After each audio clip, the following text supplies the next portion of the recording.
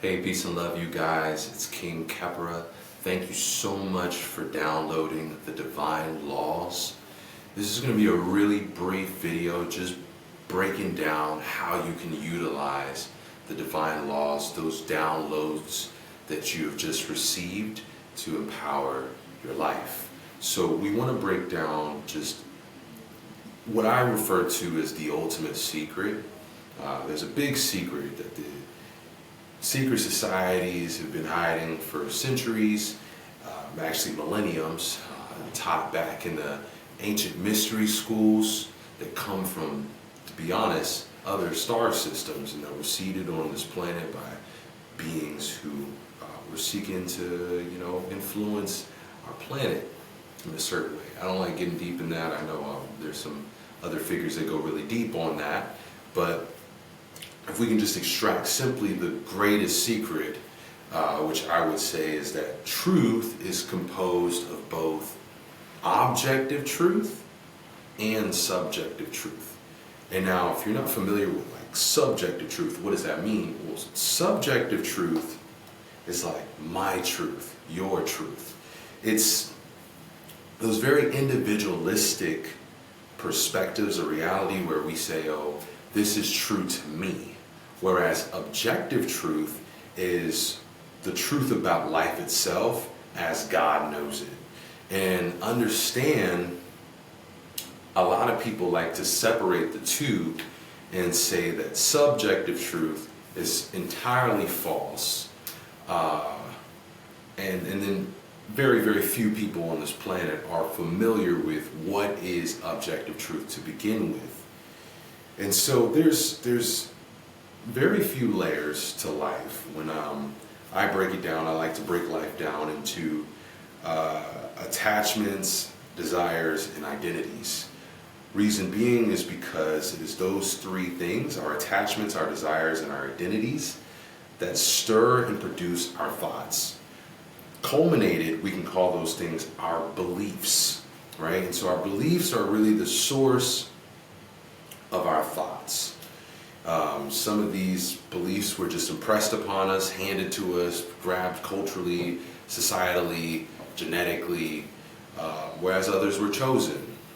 And regardless, understanding where these beliefs are guiding us, the thoughts, the words, and the actions that these beliefs are then producing within us, and then understanding how that's going to affect what our lives look like, that is the ultimate truth. That's going to show us the truth about our lives. And they say life has no inherent meaning, but what it has is the meaning that you give it by the way that you live. So by the way that you live, you are giving meaning. You are assigning purpose to life by what you do, because each and every action, there was no predetermined destiny, but each action that you perform affects and influences and impacts life itself. And that impact that you're having, that is the meaning of your life. That is the purpose of your life. Regardless if you would like to believe that there was some greater purpose that was assigned to you, the purpose that your life ends up actually having is what did you actually do day to day, moment by moment, with your thoughts, your words, and your actions, and how did it impact others? And so to understand that, we got to understand both subjective truth, and specifically with subjective truth, we got to understand what you're attached to, how you're identifying, and what do you desire. That's going to be unique from person to person. It's a very individual thing. Grasping the truth of your life and why you're here, what you're doing, and what your life means, you have to be able to look at yourself and answer these few questions like, what do I want to be? What do I want to do? What do I want to have? What do I want to know? And what do I want to experience? I'll give you guys some examples. So for me, I've always wanted to be a yogi, but like a master yogi. Not for any egoic sake, but I just have a really deep, profound love for God. And I just find it extremely fascinating the stories and tales of yogis who have the ability to tune into God at will. This is a power or a skill set that I've been developing over many, many years now. About 8 years I've been working on developing that particular skill. And the ability to go into samadhi, where you melt into the oneness with all things, I've gotten a lot better at doing that at will, within meditation or within even a waking, walking meditation, where my eyes are open, but I'm still immersed in a mystical state of awareness. And that's something that for me was very deeply important. It's what I felt like life meant to me, was to be connected with the divine. A beautiful opportunity being human is to be able to experience the animal way of life, because we're part animal and part divine, but to always remember our divinity, and hopefully to allow my divinity to shine out forth more than I allow my animal instincts, urges, and bodily sensations, right? So that's what I wanted to be, what I wanted to do. I mean, I always wanted to build out music festivals where I bring a bunch of people to a natural environment with, sound healing, yoga, breath work, and different beautiful experiences that can help to expand people's consciousness. That's kind of what I want to do with my life. And there's different steps to get there, but I'm aware of what my desire is.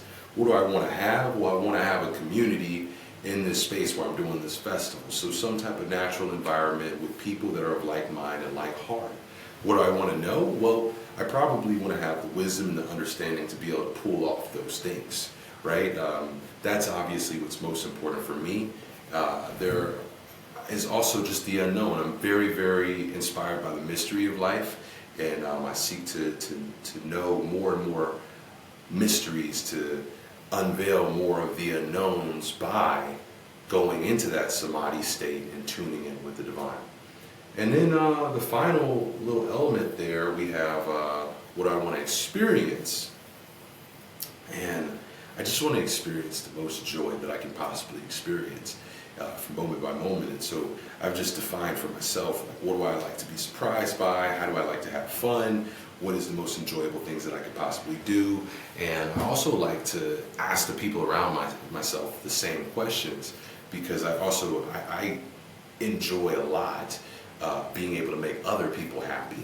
And so being aware of what creates joy for those around me, whether it's family, friends, or strangers, it really empowers me to then mindfully create more joy in the people's lives that are associated with me, and that brings me joy. So that's kind of what I want to experience. So I'm very aware of my desires, attachments. I'm attached to my family. I have 2 children, a wife, and then mom, dad, sisters, brothers. I'm attached primarily to my family, to living longevity of my life. I'm attached to certain belief systems. I'm attached to, there's many things that I'm attached to, the ways that I identify. I like to identify like Israelites. I like to view myself as one of God's chosen people, one of the royal family. But I also like identifying as the unconditioned spirit, and to allow that awareness that I'm just the I am, to dissolve whatever ego expressions cause me to desire to be part of the royal family and be His holiness, and have my brothers. I have some brothers that are knighted kings, and go by His Royal Highness and His Divine Majesty and Her Eminent Grace and things of that nature. Royal beings that I like to connect with, and practice statehood and statescraft and developing kingdoms and nations. And that's a very intriguing concept of identification as a chosen person of the divine, to be a great representation and embodiment of truth. That's big on my identification list. But then that unconditioned spirit part is really just having that self-realization, which when I teach other people, I always recommend to people the same process that I personally go through. I say some of the first um, self-realization or mystical experiences that I had were in reference to a program called the Gateway Experience uh, from the Monroe Institute, using a binaural beats kind of experience, a sonic experience with music, audio, and guided meditations. Um, and it's called HemiSync, and that was one of my deepest experiences to begin with. And then I studied the Transcendental Meditation, then did the Asarian initiation with the Asar Set Society. And all of these three modalities definitely helped me to experience the divine directly. I've even had some Qigong practice, experiencing certain things, and I was just being put on by a friend of mine who, based off of his ability to express and explain the states of his experience, I know that he's had similar experiences, and he particularly is a student of something called the Heavenly Essence Qigong, and I thought that that was intriguing.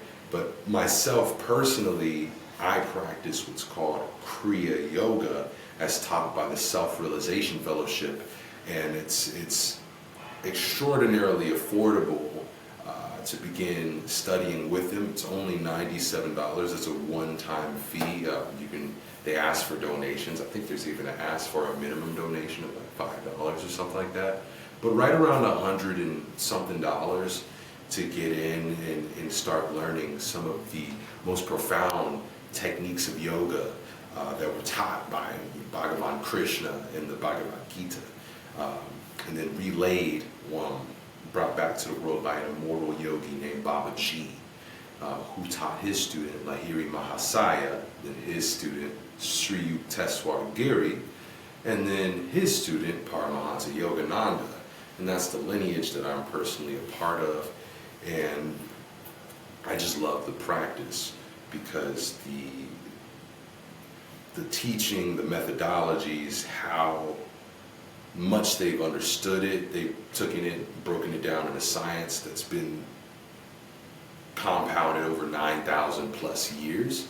So, you could say that, maybe the Asarian initiation of ancient Kemet was even older, it had even more time to develop, but a lot of the Egyptian practices, the ancient Egyptian practices, aren't continued to be practiced today, whereas a lot of the Hindu yogic culture has influenced the entire world and is still very much so alive and being practiced today. And so there's a lot of development, a lot of teachers, a lot of just ease to access to gaining awareness and how to practice those particular techniques.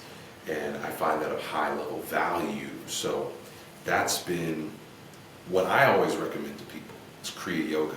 It's what worked for me, not saying it's what's going to work for you. That's why I tried to mention those other things that have worked for me and things that I've heard that have worked for others. But what you're wanting is a self-realization experience where you can experience yourself directly as being infinite potential. This will shift your identity in such a profound way that when you have a direct experience and you're not just intellectualizing and theorizing and philosophizing, oh, I'm this infinite potential, and I represent an infinite possibility, and when I was a baby, when people would look at me, they recognize that I could be anything and everything that I desire. But when you can directly experience yourself as being that infinite possibility, that infinite potential, you break out of the constraints and the limitations that your thoughts and beliefs around your perception of self has been limiting you to experience. You break free and you can actualize your unlimited nature and just empower yourself with so much, manifestation capabilities. So that's so important and profound. But then just that identification of our attachments and desires, that's important. Let's start there. Let's start there of just identifying that. What I'm going to ask you is to make a list. Make a list of who you want to be, what you want to do, what you want to have, what you would like to know, and what you would like to experience today, this week, this month, this year, in the next 5 years, the next 10 years, the next 20 years, and throughout your life. If you can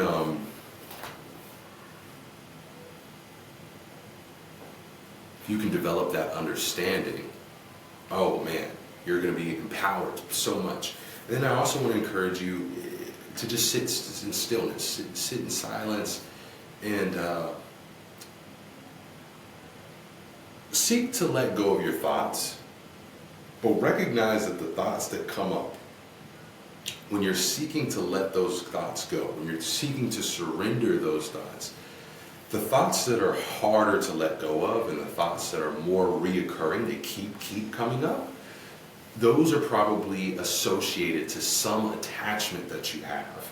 There's something in your life that you are deeply connected to and attached to and would feel really difficult for you to let go of.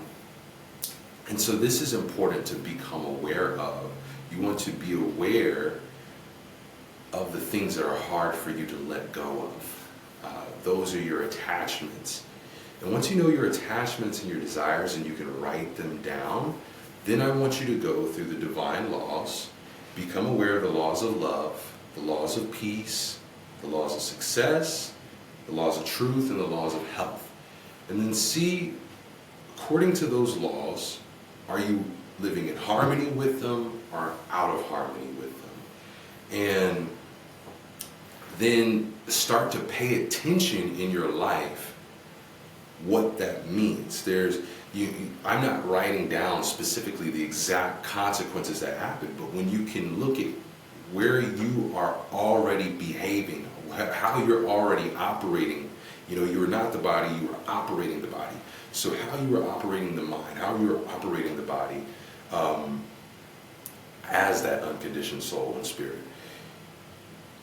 How in harmony is that with these divine laws? And as you're coming into that awareness, start to really contemplate and meditate on these things. Allow yourself patience and persistence so that you can become aware that when you do something in harmony with the law, I want you to witness for yourself the blessings that you begin to attract, the grace that you can then live by, the mercy that is then upon your life. And then when you live outside of it, I want you to acknowledge the immediate shame, guilt, grief, and fear that follows being outside of divine law, and how those negative emotions mess up your health, cause certain hormones and neurotransmitters to be released into the body that set up a certain vibrational frequency in your body that then emits out into the atmosphere and attracts more negative experiences for you to have. I want you to become aware of that so that you can start acknowledging how much of your experience you yourself are creating. There's a lot of spontaneous things that happen in our lives, a lot of curveballs that life itself will throw at us. We can't control what everybody in our lives is projecting. If you live with people, they're creating, and they're in your space, right? If you're in a neighborhood, you know what I'm saying, like if you're in a society at all, you know what I'm saying, like everybody is creating, and you're going to have to accept that you're co-creating your reality. But what you want to become aware of is, what are you adding, and would you refer to it as negative or positive, and try to clear up as much as the negative and pour in as much as the positive so that you can optimize your quality of life. Because that's what this is about. You are being empowered by divine law so that you can understand how to optimize your quality of life. Now, I want to also mention that in the laws of love, there is one law, the law of creation, that states to satisfy your needs. And in that folder, I've added it's called determinants, which these are the indicators for your quality of life. And so I want you to really get to know that list so you can really see, okay, if something is off about my life, if there's something that doesn't feel the best, can I look at this list and determine what it is that is specifically off? And can I now use this level of self-awareness, that's the subjective aspect, and then the divine law, that's the objective aspect, to understand the truth of why my life feels the way it does. Once I can understand why my life feels the way it does and what I can do to change it, I'm been empowered by the only truth that really matters is, how do I give myself the quality of life that I desire? You know, There's so many other truths, and we could dive into it. But to me, I feel that at the core level of the purpose of life and why we're all here, why we all get up each and every morning, is we want to live a life that we love. We want to live a life that we actually desire to live. One that feels purposeful, meaningful, impactful. One that makes us excited to wake up in the morning. And so we have to design that. That has to be an intentional act. Entropy is a law of physics that states that all things without intention dissolve, degrade, and ultimately become destroyed. So we have to acknowledge that the moment that something is created, it's depreciating. Its value is degrading immediately. Its life force is being eliminated. It's moving closer and closer to death or expiration each and every day. And what we want to do is to start to counteract entropy with intention, and to be empowered with our awareness of truth. We want to fill into our hearts and ask ourselves, with the self-awareness that we've gained, with the awareness of objective truth that we've gained, what does this now mean to me? What is where my current quality of life stand? What does that mean to me? What do I care about when I look into those things? What are the meanings that I imagine that this has to myself, to my family, to my friends, to the people that are associated to me in life? And as we can begin to understand where our heart is in all these things, we can use our heart, our cares, and the meanings that we assign to life, our values, to guide the intentions that we have. Okay? So, without further ado, go through each of these folders. I have 2 versions of everything outside of the laws of health. I think it's just the one version. It's very deeply simplified. May not really be the best. I'm going to do a short little masterclass on the laws of health specifically. That will be out very, very soon. And we'll make sure that you guys are the first to know about it. And all the rest of the laws, though, what you're looking at, you have described kind of descriptively, and then you have the laws described in a way that's more so mindset. You can read them as like the belief systems that can shift your mind to align with the law. So you have both. Where it's where you see each and every single law broken up into one law at a time. That is the descriptions of the laws themselves, where the laws are laid out as a list. Those are more a list of the mindsets that will tune you to divine law. This is the greatest gift that I feel that I could give humanity in general. It's been the greatest find that I've had in my entire existence, is just grasping and understanding divine law. There's so many more things that I look forward to sharing with you all, but at this moment, I pray that you actually re-watch this if you need to. I didn't plan any script. I was inspired by my journal prompt, and I had a quick little thing that I wrote up here, but I didn't really have any formal script. I just came on here to just be a stream of consciousness and share. It's going to be unedited entirely.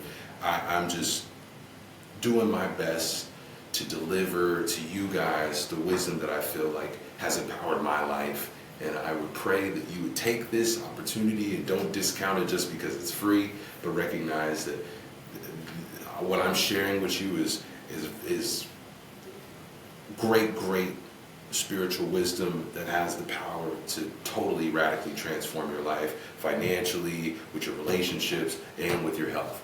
It can all be empowered by understanding the foundation of your life, which is God and the truth about who and what you are.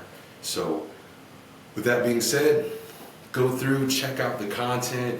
I hope it deeply empowers your life. My name is King Kepra. This has been wonderful. Much love to each and every one of you guys. God